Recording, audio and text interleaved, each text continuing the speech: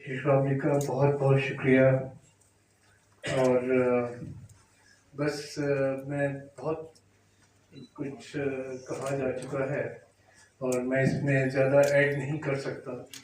बस एक बात कहूँगा कि हमारे घर में जब सारा आई, उसके दो बड़े भाई थे, तो सारा के आने के बाद हमारे घर की रौनक और उसकी रंग में बहुत इजाफा हुआ।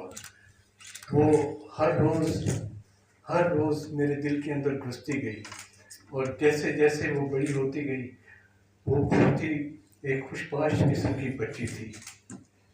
बहुत कम मैंने उसे रोते हुए देखा। और जब वो स्कूल जाना शुरू हुई तो अल्लाह के फजल से उसने वहाँ पर अपना बहुत नाम पैदा किया और हर जगह वो बहुत ब्राइट तरीके से और बहुत अच्छे तरीके से उसने परफॉर्मेंस की। ट्रिपोली में 4-5 जमातें पढ़ी।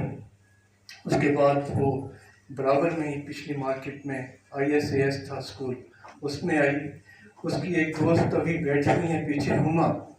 ये बचपन में ही उसके साथ दोस्त थी और बचपन से तब तक अभी तक ये हमारी बेटी के बराबर है।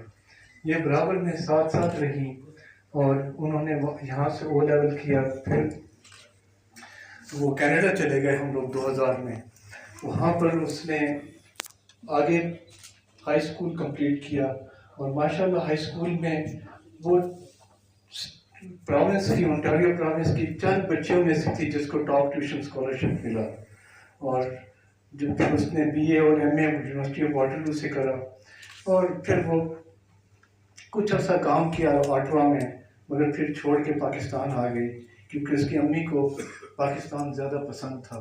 वो यहाँ रहना पसंद करती थी, तो पाकिस्तान में रही कुछ अर्सा। उसने UBL में और USAID में काम किया, फिर अबू धाबी चली गई डिलॉयट में और फिर वहाँ की गवर्नमेंट ज्वाइन की। और उस दौरान जब भी हम उसे शादी वगैरह कहते थे, वो एकदम पॉइंट आउट करती थी कि मैं अपना कैरियर बनाऊंगी। और जो बहुत कामयाब ख़वातीन होती थी उनकी तरफ इशारा करके कहती थी कि मैं अपना कैरियर बनाना चाहती हूँ और मैं उन लेवल तक पहुँचना चाहती हूँ।